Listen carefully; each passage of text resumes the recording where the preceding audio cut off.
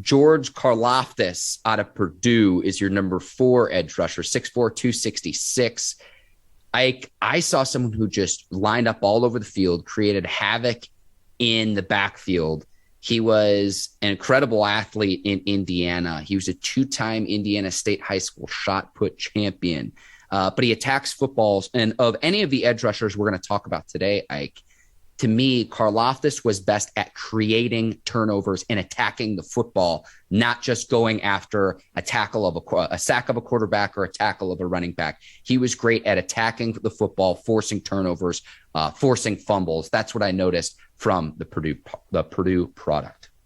The only reason why I had George Karlaftis at number 4 was because it's hard to put him in front of Aiden. It's hard to put him in front of Walker. It's hard to put him in front Thibodeau. If he would have came out next year, I probably would have had that number 1 edge rusher coming for the 2023 draft. But when you want to talk about a ball hawk who just so happened to play on the defensive line, this is George Karlaftis coming from Purdue. This guy, man, he's not only trying to make the tackle, he's trying to get the ball and cause having great turnovers. That have to be a second memory. You know, you don't coach that. That's the same way James Harrison played. That's the same way Lamar Woodley played. And you see that with T.J. Watt. When T.J. Watt gets close to a defender, he's really not trying to make the tackle. He's trying to force a turnover. This is what George does well. But the only reason why I had him at number 4 was because, man, it's hard for Aiden, Trayvon, and also Thibodeau to put him in front of those guys. But when you looked at him, man, this guy, I think, in my personal opinion, he might be one of the steals at this position in this NFL draft. 100%, Ike. The NFL's Greek freak, we can call him, just for short, because Karlaftis is it's a little bit of a mouthful, but a 21 bench press reps, a 38-inch vertical jump, and he's already 6'4".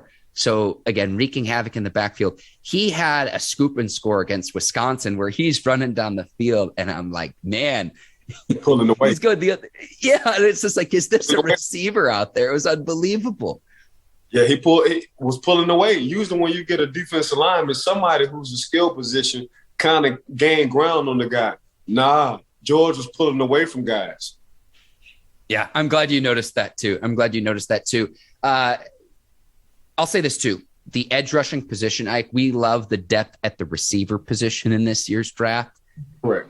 Going through this list, I think that the edge rushers might be even deeper. And this is a very, very deep class for the receivers, because there are going to be a few guys left off our edge rushing list that I'm like, in normal years, they'd probably be first-round picks, and they still might be first-round picks because we're only going to go through 5. Nah, this edge rusher position, Mark, is very deep. We can name at least 4 more. You know, whoever go late first round for sure, high second round, but we just don't have time. We're going through 5 with these. But like you say, man, it's deeper than the sea right now when it comes down to this edge rusher position. And when you look at these receivers coming out, even though you want to get cornerbacks to guard these receivers, the best cornerback to a defense is an edge rusher who can get to the quarterback so the corner don't have to cover for long. Spoken from a pro, played 12 years in the NFL, Ike Taylor.